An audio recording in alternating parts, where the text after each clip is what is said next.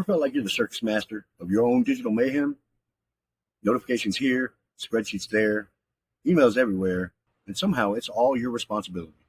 Hi, my name is Victor. Welcome to the Hyperkinetic Edge, where we don't just survive the digital storm, we tame the hell out of it. We've all been there. You log in to check one email, and suddenly you're in some demonic 90-minute rabbit hole of file uploads, Slack pings, and toggling between apps like it's going out of style. But what if you could take all that chaos and turn it into a beautiful and smooth flow? That's where Make.com comes in. Make.com isn't just another automation tool now. It's like giving your digital life a personal assistant on steroids. With Make.com, you're not just saving time and money. Well, those are very important. You're also creating space again. Space to think, space to build, space to stop feeling like your tech is running you rather than you running your tech. Once you set it up, it keeps working. No constant tweaking. Just set it, test it, and forget it. That's what we're going to go over today on this episode of the Hyperkinetic Edge. Remember, subscribe and smash that like button. Stick around to the end. Let's get going. Hey, friends. So what is Make.com, and why are so many people suddenly raving about it over other tools like Zapier or N8N? Well, buckle up, because this might just be your new productivity sidekick. Make.com is basically the Swiss Army knife of automation tools. You've got over 2,000 plus integrations. Yep, you heard that right, 2,000. So all of your favorite apps like Gmail, Notion, Slack, Google Sheets, and tons more can finally talk to each other without you having to do a thing. Picture this. Your emails magically turn into tasks. Your files upload themselves into nice, neat folders. Or your autoresponders handle business while you sip your third cup of coffee for the morning. The best part? It's all drag and drop. No coding, no dev team, no crying into your keyboard at 2 a.m. If you can drag a file on your desktop, you can build an automation in Make. Seriously, it's that easy. And if you're like, I don't know where to start, it's kind of crazy, there's so much going on. Well, they've got over 7,000 templates ready to roll. These templates already have all of these app integrations, everything in place, ready for you to just drag and drop and get it started. If you have time, you should also check out their success stories page to give you a little bit of motivation. Make.com is basically the definition of work smarter, not harder. But maybe nowadays, the new motto is work less, work smarter, and automate the hell out of everything. So what are some use cases? What can you actually do with it?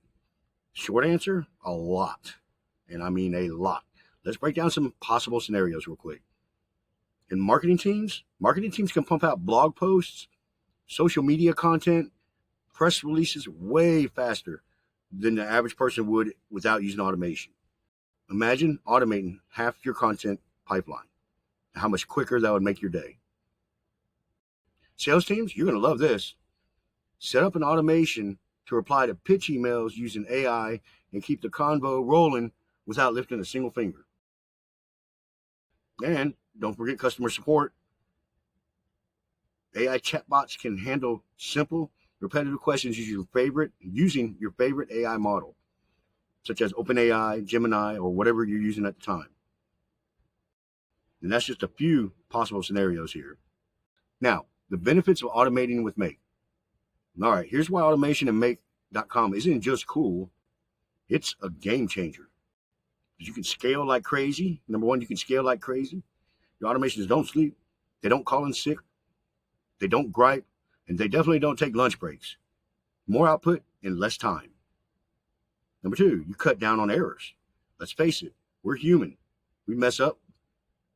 But your Make automations, they follow the plan every single time. Number three, you lower your costs. You get to do more with less time, fewer resources, and hey, maybe even fewer headaches. And number four, finally, you can, the most important part, number four, you can boost your revenue big time. Some folks are out there 10xing their income with smart AI automations without hiring extra staff at all. You heard that right. Some folks out there are 10xing their income with smart AI automations without hiring extra staff whatsoever. Like I said, the workplace's new motto now is work less, work smarter, and automate the hell out of everything. That's what Make.com can do for you. All right. First things first, you guys should sign up. It's completely free and does not require a credit card. You're allowed up to 1,000 operations a month. By the way, this tutorial is going to be much easier to follow along if you're using your own account. If you're not, unless you're already familiar with automation, specifically Make.com, it's going to be kind of hard to follow. Just to let you know, when I first signed up, this is pretty much what I used the Forever Free account for a long time before I actually signed up for more operations per month. Now, I'm not trying to sell you on this. I'm just telling you how like it is. Yes, I do get a commission for anybody that signs up, but that's only they sign up with a paid account. So whether you sign up or not, it's up to you. But if you do sign up, it will help you follow along a lot easier. So it's nothing to sign up. I'm just going to show you right here on the screen how quick and easy it is. So no credit card required, no time limit on your free plan, completely free account. Hit the sign up button. You can choose to sign up by Google. This is my option usually, but name, email, password. And that's it. Once you're finished, I'm just gonna go ahead and sign in because I already got an account.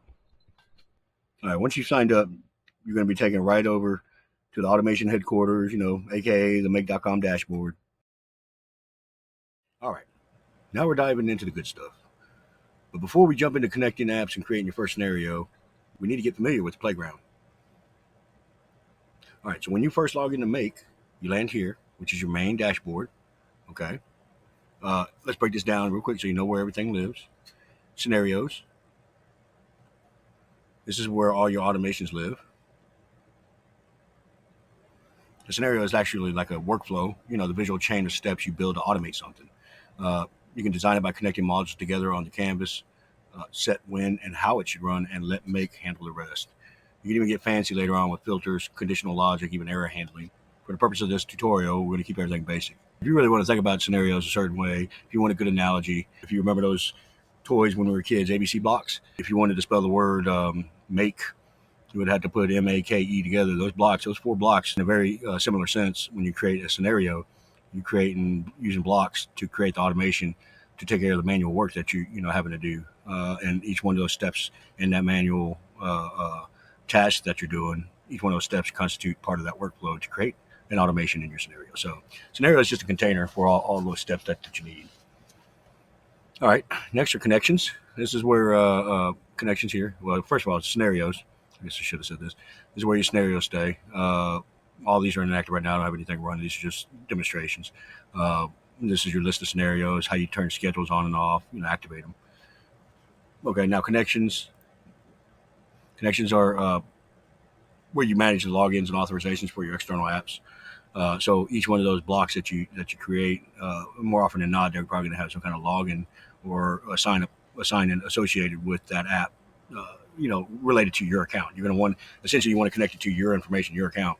You don't want to connect it to some random account, right? So it has to be related to yours. So as you see here on the screen, I already have some connections set up with MailChimp and Browse AI, MyAppify, things like that. And each one of these have a connection back to my particular profile.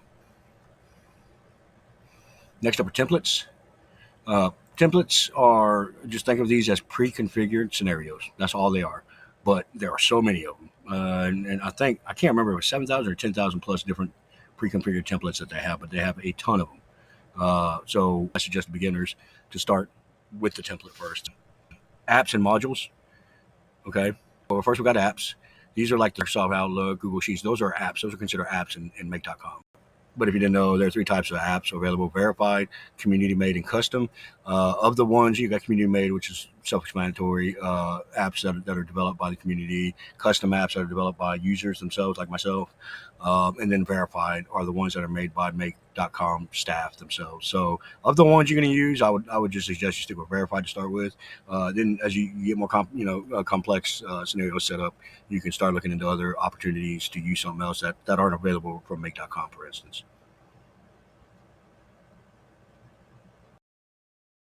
Each app contains modules. These are the specific tasks you want them to perform. Modules come in 4 flavors: triggers, actions, searches, and universal modules.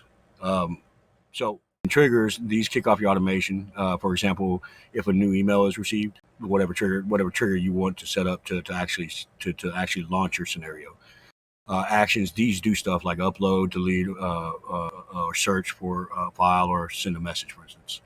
These are actions, actual actions that happen after a condition is met. Searches, these help you look up information like find the contact in their table. And then the universal modules, these are power tools like routers for branching logic, iterators for handling multiple items, and functions for data crunching. These are things that are embedded in available modules inside of Make.com rather than the apps themselves. Operations. So operations are like the gas that drives these scenarios. When you sign up for a free account, which is what I did, I'm going to show you right now. Sign up for a free account for this demonstration.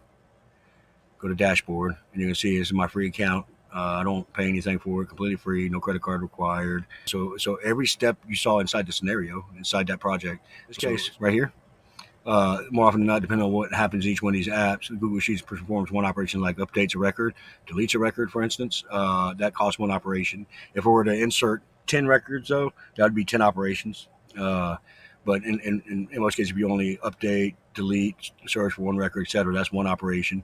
And then you got Microsoft email over here. Its operation would be like to send an email, move an email to a folder, etc. So if you were to stick to standard operation for these two modules, it would be two operations right there. If you ran this one time a day for 30 days, you would obviously have used 60 operations, which still leaves you over 940. It still leaves you 940 operations to use a month. So you can see how that works, how they calculate your usage and charge you for it. Now, those of you who are interested in using automations here in Make.com, but already know you're going to be using more than 1,000 operations, you come here to upgrade. It's going to take you to the subscription page, which was available to you at the homepage too. But here, and it give you a surprise. See how cheap it is. It's really nothing. Pro level setup. Finally, there's data mapping. That's how you pass information from one module to the next. What we're looking at here is a scenario that I had built earlier. So I was just taking formatted news data, making a summary of all the news items, and then automatically posting to a blog and then posting to social media. In this particular scenario now, I'm passing data, essentially one of these news articles that I read off of RSS feed. Bitcoin miners should pay costs and blah, blah, blah, blah, blah, blah. And then each one of these, you can tell by the field what it's for. Okay. And then from that, I'll come into here and I'm going to use that field to transport the information, the data over to OpenAI ChatGPT to use as part of its operations now, its function. Without it, it wouldn't have any data to work on, right? It needs data to work on. So if you're going to perform some action, you need to pass data for that action to occur.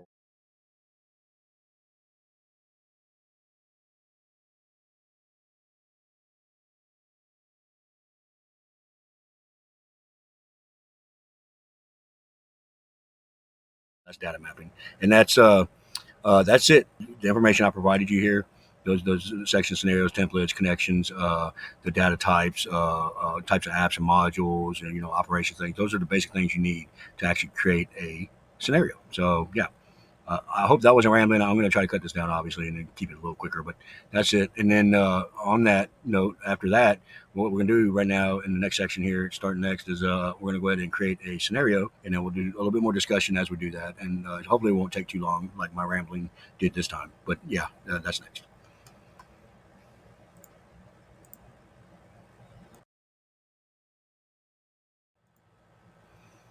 All right, guys. Now it's time for the second half where we're going to build an active scenario. So hopefully you followed everything up to this point. So let's get started. Let's build a real world automation. In other words, we're going to build a scenario where a new email arrives in Gmail with an attachment, or any email that arrives in Gmail with an attachment gets saved to Google Drive, and then we get a Slack message confirming the upload. So there's 3 different apps involved in this, and it's pretty straightforward. Flow execution flow. It's not really that complicated, but you'll understand the steps we go through to build it, and you'll get a much better understanding of what we're doing here. So let's get started. Okay, we're going to create a new scenario. If you follow me, just follow along. If you got an account with me, click create new scenario. We're going to add our first app, right? The app being Gmail. Okay. Remember we were speaking earlier. When it comes to apps, you have an app here, Gmail, and then each one has modules, and these modules are actions that this app can perform. So in this case, what we're going to do here is we're going to look for new emails, right? So we're going to look for watch emails. All right. As soon as you do that, what'll pop up automatically is your configuration box for this module, for this app and this module. Okay. But if you needed to, just come in and click add and come in here and sign in to create your connection to Google. All right. And then once we do that, so we're going to do a Gmail filter. This is how we're going to search for attachments. So in this case has attachment. These are things you can learn if you go through the help section here. I'll just show this here real quick. Anytime you have any questions about anytime you have a question about an app and a module or just an app in general, and you just want to see what information they provide you for the help, anytime you load a module up here, look up here in the question mark. Always hit this question mark, especially if you're a beginner, so that you kind of get a gist of everything. And this goes through all the requirements you need to actually set this up. Okay, step by step. I mean, they're very detailed. So in this case, what we're doing is we're looking for any email that has an attachment. Now, this here maximum number of results, this is the number of emails that are going to get returned. Remember, we kind of briefly touched on that earlier. If there's going to be multiple emails returned, in a particular case, it's going to be one operation still, because you're not really updating anything. You just return the results. So in this case, we just want to return the first email, just so you can see what's happening. So we're going to click save.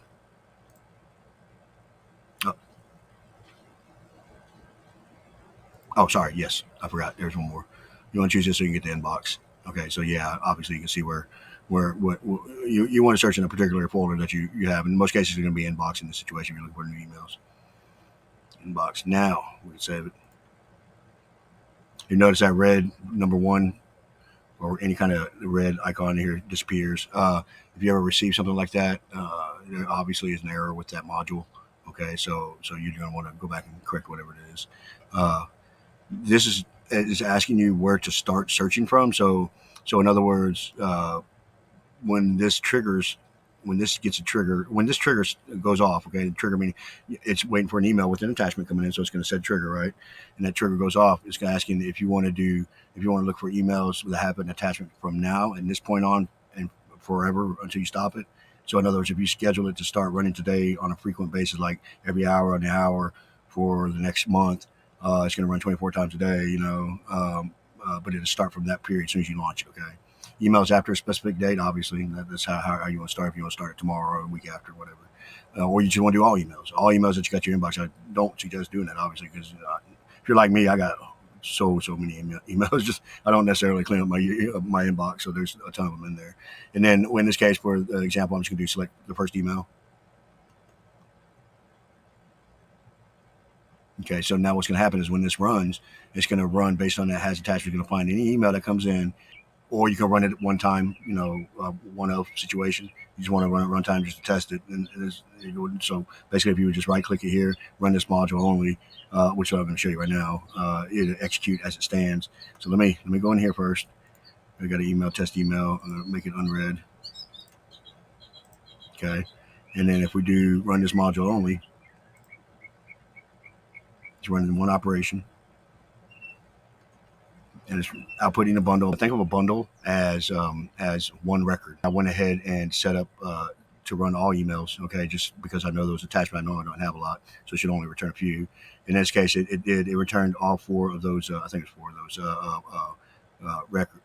emails that had the attachments with emails that were unread. So in this case, it was four. So each one of these bundles are a record, okay? So bundle one, bundle two. That's your first module, okay? So that's set up, ready to go. I just ran just that one module to see how it would work, and it worked great. So next, we're going to add another module, remember? So next phase, now that it can recognize unread emails that are unread that have attachments. So now what we're going to do is, remember, the next step of this scenario we want to do, this automation workflow, is to move that attachment to Google Drive. Okay, so now what we're going to do is add an app called Google Drive. Anybody familiar with that? Obviously, a lot of you probably are. It's just, cloud storage. So what we're going to do is add Google Drive now, so let's add module. Okay, we're gonna go in here and type in Google Drive. Okay, just like before. Just like before, there's the main heading, and then you can see the different modules in here. All these modules perform an action of one thing or another. There's quite a few of these, obviously, in Drive because a lot of things you do with files. In this case, uploading that attachment, we have an email automatically to Google Drive. So we're going to click Upload File. Okay. Now it's going to ask us, just like before, just like I said, with almost every module, you're more likely going to have to set up a connection. Now we're going to go in here and enter a folder. In this case, we're going to select from a list. I'm going to choose a folder here. In this case, I created something like this earlier for the video. There's nothing in there now. There you go. So there's nothing in there right now. And now what we're going to do is the important part. We're going to map data. Okay. Remember, one of the concepts we talked about earlier was data mapping. And in this case, so we want to upload. Remember, we want to upload an attachment that comes in. We're going to click right here. Okay, as soon as you click in that field, this is for Gmail. Okay, so what we're doing is we're going to pick from that data. If you're looking at the bundles, that data is what's getting returned, and this is that data right here in field, in format of fields, where you can see these different field names here, and some values that are associated with the first, record that pulls. So in this case, you're seeing data for that email right there. What we're going to want is the file name itself. So we're going to go to attachments. Okay, so what we need is a file name, right? So we're going to go over here and click file name. Okay, so it's going to put that data in there. So for every one of those bundles that we saw earlier, when it gets ready to execute a move to Google Drive, it's going to look for that file name that we're inputting right here through this placeholder, essentially. So each one of those 4 emails that have attached files to them, that's going to get placed here, and it's going to get moved over to that Google Drive. So it needs a file name, and it's going to need the data for that file. So come over here, click just in here, and then we're going to go down here and see the data right here. Click that, and now the data for that file is also associated with that file name. So that's all it needs here, and it told you what it needs, only two things here. So now it's got that information, and that's it. That's how brief, setting up Google Drive is. So we're going to click Save on that. Okay, this right here is what you call linking. Right here, this is a linkage to each module. So without this line here, the execution flow would not go from Gmail to Google Drive. In other words, it would not send the attachment to Google Drive because there's no linking. And you right click it and unlink it. There's no linkage here. So if I were to run this right now, it's only going to run this right here without being able to get the data over here. So think about that like a pipeline that sends data over to your next module. Okay. The next module we're going to add is Slack. Okay. If you guys, I'm not a Slack, professional. I've only interacted a couple times here and there, and just think about like a messaging / chat app. Okay, we're gonna add another module. Come in here and type in Slack. You don't necessarily have to send it this way. You can just send yourself an email. You can send yourself a text message the same way. So in this case, we're just gonna do Slack. Like I said, this is the example that we got up here. And what we're gonna do is we want to send a message in a chat in a room to any other individuals there. So let's say we got a team. My employment. Let's say I have a team of 5 people working for me, working with me, whatever you want to look at it. Anytime we get a message from this automation, they can take it and do something with it on their end. Okay. It kind of depends on your workflow as to what would happen here. But in my case, I'm just going to leave a message in the channel. So we're going to add Slack. We got Slack there. We're going to send a message here. In this case, we'll create a message. Okay. Just like earlier, you got a property box. You got to set up your connection, and then you want the channel that we're going to put the message in, right? So we're going to choose a public channel in this case. And I have one set up called the Hyperkinetic Edge. This is my channel name, but this is all meaning that's going to everybody in my group here. Okay. And text is what you want to enter as your message. So I'm going to say something like, there's a new attachment in Google Drive, and I'm going to put the name and maybe the email address. Okay. And so you see automatically this pops up. These are all the data mapping fields we talked about earlier. So let's say there's a new attachment, and we're going to say the sender's name and email, maybe. So and then here, in this case, instead of using information drive, it's just for me, I prefer to take it from Gmail because we want the actual sender name and email address. So this is perfect right here. Sender name and put an email address. There you go. So that's it. So you see the placeholders for data that you're going to put in there. So in this case, for those 4 unread emails that have attachments, each one of those are going to kind of loop through and put that information here and send out a message to Slack. Okay, you'll get to see that in action in just a second. So that's it. That's the only message I want to send, right? And that's it. That's all you got to do. And click save for Slack. That's all it is. Click save. Okay, and that's it for the scenario setup. This is all we're going to do. So yeah, obviously, and as you're setting these up, you're going to want to make sure your linkage is there. Okay, this should usually automatically occur if you add a module. Sometimes it doesn't do it, just like you saw, and all you gotta do is drag the module away a little bit to see if it's already got a link. If not, just add the link. It's literally that straightforward. Drag and drop, visual tool. I mean, really not much more complicated than that. And you're surprised what you can build with the simplest little, building blocks. Okay, so now what we're going to do is we're going to test this whole scenario. Okay, so all we got to do to test it is just click over here, run once. Okay, that would test this whole scenario for you. Okay, and we'll get to scheduling and stuff in a second. But here, we're going to run this one time and see what happens here. Here, I'll make sure we clear any messages we currently have in there. Okay. And now we got a clean channel there. There's nothing cluttered it up so we don't get confused. Okay, so let's click run once. Let's check it for emails. Oh, why didn't it go through to the next one? Oh, we got to choose where to start. Okay, so like it did earlier, like I said, you can start from the first email. In this case, we're doing all the bundles, so I'm just gonna do all emails that have attachments that are unread. Okay, so I'm just choosing all emails. We're gonna save that. Okay. And then what we're going to do is we're going to do it again, run once. See, now it's going its own path here. It's sending data to the next one. Now it's sending data to Slack. Let's see what we got here. An error here. This is so, like I said, if you ever get this little notification, means something didn't run right. Now we talked about error handling earlier. If we were to get a little bit more in depth here, we could set up error handling to catch, any errors like this that occur. In this case, there must not have been a file name for. I don't understand how that's possible for one of these files, but I'm going to check it out here instead of making you wait while I do that. Just give me 1 second. So sorry about that. I wanted to make sure I knew what was going on here. But yeah, what basically happened was I had an email that had it got included in the attachment search. So, but it had a blank attachment in there, which threw everything. I went ahead and deleted for purposes of keeping things simple. I deleted it. So there's three emails with 3 attachments in it. That's the whole purpose of error handling, is to gracefully handle an error that pops up rather than having everything crash. It's it's a big thing in the programming field. I've been programming for a long time, and anybody who's familiar with development like that will understand what error handling is. So those of you that know, and those that don't, basically you just, like I said, you're looking for a condition that can occur that's an error, and instead of handling it with a crash like it just did, it stopped everything, you handle it gracefully and do something after that condition occurs. You can do a number of things, but in this case, I would just skip it and go on to the next one. So it wouldn't stop everything, it would just keep running. Anyway, let's run this again one more time. So here we go. We're going to run it again, 2 and 3. So 3 different attachments have been sent to Google Drive. 1 search occurred, okay? 1 search occurred, so you got 1 operation. 3 files were moved to Google Drive. That's 3 different operations. And then 3 messages were sent to Slack. That's another 3 operations. So in this total scenario right here, only 7 operations were used, okay? So you could set it up now to automatically run anytime that trigger happens, which is receive an email with an attachment. It'll automatically go through this, and depending on how many, in this case, if you already caught up like this the first time when you run it one time, then really all you're looking for is additional emails that come in. And so therefore, anytime an email comes in one at a time, it would do 1, 2, 3 total operations. So we got 3 different emails. I'm going to show you real quick before we check anything. Okay, so there's 3 emails with attachments that came in. So then there's 3 files here that got moved over to the drive. All right, it's pretty straightforward, right? And now we're going to check out Slack. It's the third part of the scenario, right? So here it is right here. And now you have 3 different messages in there waiting for your team members to read in this particular scenario. And it tells you, it says it comes from this email addresses, from the names, and then the file names. That's your automation right there. A simple 3-step process to wait for emails that come in that have attachments, to put a copy of that in Google Drive, and then put a message to your team members so that they can do something with it further down the pipeline.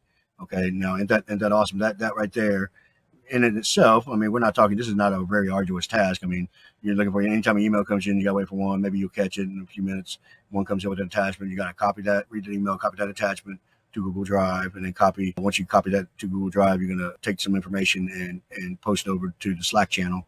Okay, and then let your team members know that now there's something new there, then they can execute their part of the pipeline. And in all, maybe that takes you, 3 to 5 minutes total, depending on how fast you are typing, how quick you're reading and pasting things, maybe less than that. But imagine if that happens, imagine if this happens, 30 times a day. Let's say each one of those 5 minutes happens 30 times a day. That's over 2.5 hours saved every day from having to manually do the same thing. If we set this up to run on a regular basis, it'll automatically keep an eye out for everything. Then this will just run anytime one comes in, and then you don't have to worry about it anymore. Isn't that beautiful? I mean, automation is a beautiful thing. It really is. I've done automation before those tools ever came out, but it was a lot different than drag and dropping like this here. But the fact that this exists now has saved me a great deal of time.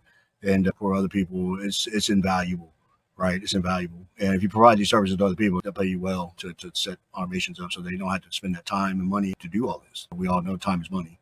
So if you spend 6 hours a day doing monotonous, mundane daily tasks that you have to do every day, 6 hours, imagine being able to save those 6 hours now into zero, essentially. If anything, just a few seconds to check here and there, but maybe 0 minutes spent completely on the entire process. It's all done automatically for you as long as everything's running right. Wouldn't that be awesome? Save 6 hours a day, or 8 hours a day, 10 hours a day, however many, hours a day or minutes a day that you spend trying to do manual tasks can now be taken care of autonomously in Make.com. So now you get the drift of that. You see how beautiful this is. This is just a 3-step process. It can get as complicated as you want to. But now that it's running well, if it were me setting this up, I would probably set up some error handling real quick. But what we're going to do now in this particular scenario, this little example, just a simple example that we're talking about, we're going to go ahead and activate it. Okay. Now we saved it. Make sure you save it, right? So what we're going to do is going to turn it on. Okay. We're going to do one more example here. I'm going to clear everything out here. Just give me a second. Let's clear everything out. I'm going to go ahead and set this up and activate it. And I'm going to send an email once I activate it and show you exactly how it runs that process. That way you can see how it runs automatically. So what we're going to do here is click on, and now that integration is running. This scenario is running now. I'm going to go ahead and anyway, I'm going to go ahead and send this for you. I'll send this for us here, and then we're going to go ahead and see what happens after that. Okay, let's go ahead and send that to my email address, so that way we can execute this. Oh yeah, sorry. Okay, I apologize. I forgot to set up the minute. So it would check every 15 minutes. It would check to see if that trigger occurred, and then it'll go from there. Okay, so it cycles through and checks to see if any emails have come in every 15 minutes. Whereas, if you had if you need something quicker, like every minute or such, you'd have to have a paid account for that to happen. So I apologize about that. So anyway, I paused it for a few minutes. It's only a few minutes left to go before that 15 minutes is up, and then we're going to check to see if a message came in, whether a file was saved. It should be any moment now. See how fast it ran? Okay, so it picked it up 15 minutes later. It checked to see if any emails were there, and it just did that now. Okay, I didn't run it manually. It just automatically kicked in. Okay, so you saw it triggered and it went through the scenario, and it shows you right there went through 3 operations.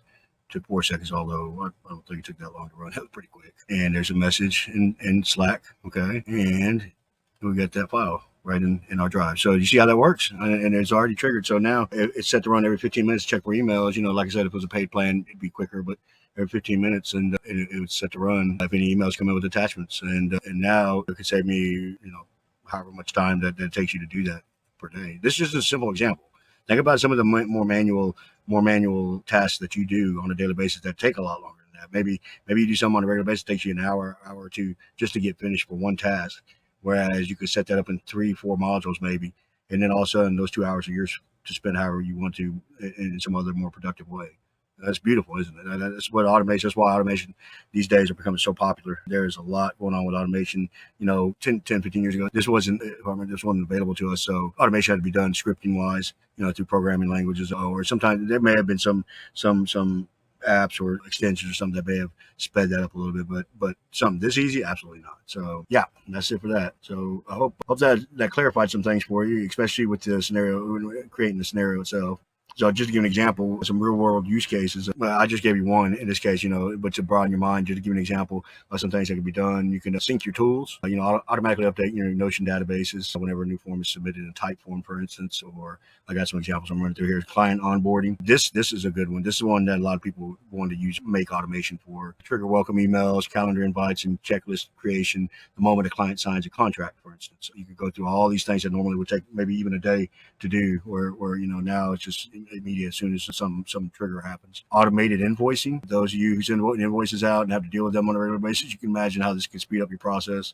Generate invoices maybe in Google Docs or QuickBooks, and then from CRM entries, for instance, and then send them with one click. Automate AI stuff, with ChatGPT. There's tons of stuff you can automate with AI. In fact, I showed you, I think I spoke about it earlier. I had a website that I was running a scenario for where it was taking regular news items, currency news items, and summarizing every day's events, anything that was important, and then turning around and posting that to a blog and also social media. So yeah, that right there for me personally, if I were to try to do that, I did that, initially. If I were to try to do that every day on a regular basis, you're talking hours a day.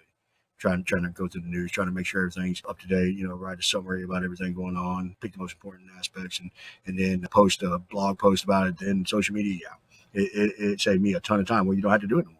You literally run it and you're done. E-commerce operations are options. Generate proposals. You can generate, if you go for those, you are freelancers. If you work with automation or whatever you work with in freelancing, like Upwork, for instance, you can generate proposals, for instance, and have proposals automatically sent out to clients. I mean, potential clients. I mean, the sky's the limit. I mean, it's all about what you guys don't want to do anymore manually, and how you want to approach it and turn it into an automated process to free up your day. It's all about freeing up time these days, and we're just scratching the surface here. I mean, there's so much more you can do advanced wise, like we just said. But if you found this helpful, make sure to hit that like button, subscribe for more no fluff tutorials, and drop a comment with what scenario you want to build next. I might feature it in an upcoming video. So until then, Keep building smarter systems. I'm Victor, and this is the Hyperkinetic Edge, where ideas move at the speed of action. Catch you in the next one.